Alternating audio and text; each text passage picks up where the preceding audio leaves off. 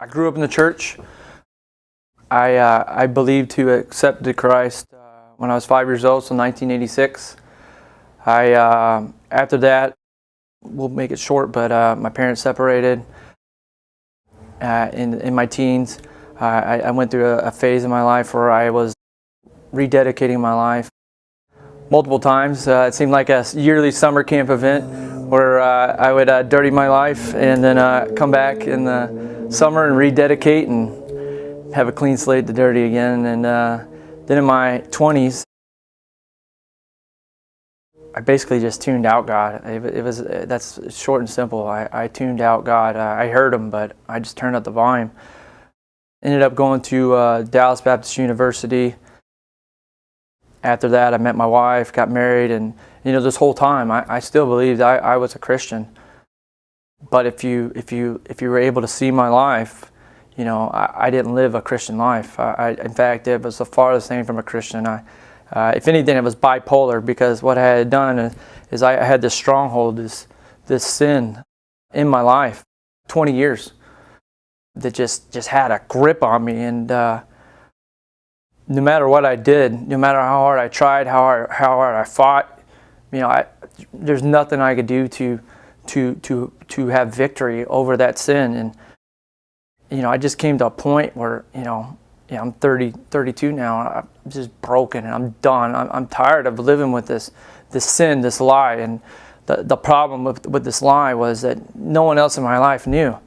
It was just completely secret. And so I got to the point where I was laying in my rack one night. I had to sleep where I work. I'm just like, man, I got to get this out. This is eating me alive. This is going to destroy me. I'd rather die than continue on living this lie. So then that's what I did. I confessed the sin. And then shortly after, I started attending Netcast. You were speaking on the Holy Spirit and how sometimes we stiff arm the Holy Spirit, and I felt the Holy Spirit just talking to me. I got to talk to my wife. I gotta put this out there. And so I almost ran out of church. It was just so strong. I just wanted to run out of church. Tell her what had been going on in my life, and luckily I did. And then my father, who's been a real spiritual influence in my life, recommended a series called Foundations of Freedom through a church called Gateway, and I started going through that. And in that process, they talked about if you had any death in your heart, to just ask God to crucify that death so that He can replace it with His life. And so on September 23rd, about 10 p.m., that's what I did. I asked God to crucify the death in my life so that I could have His life. And when that happened, I just felt this huge thing overcome me. I mean, it was powerful. It was even emotional. I was in my rack crying at 10 p.m. at night for no reason.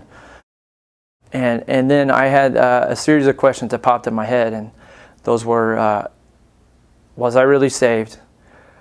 Is it possible to be partially saved? Which I think I was talking about rededication. And then, if I wasn't saved, how many people do I know that are in the church that believe they're to be saved but aren't saved? The next morning, I still had these questions, and I came across a sermon that said, it was actually titled, "Are You Born Again?" by Robert Morris. And it basically just spelled out pretty much my whole life, and that I wasn't saved because there had been no change. And since then, I've been changed. It's insane. For the first time in my life, I feel empowered. I no longer have strongholds that tie me down.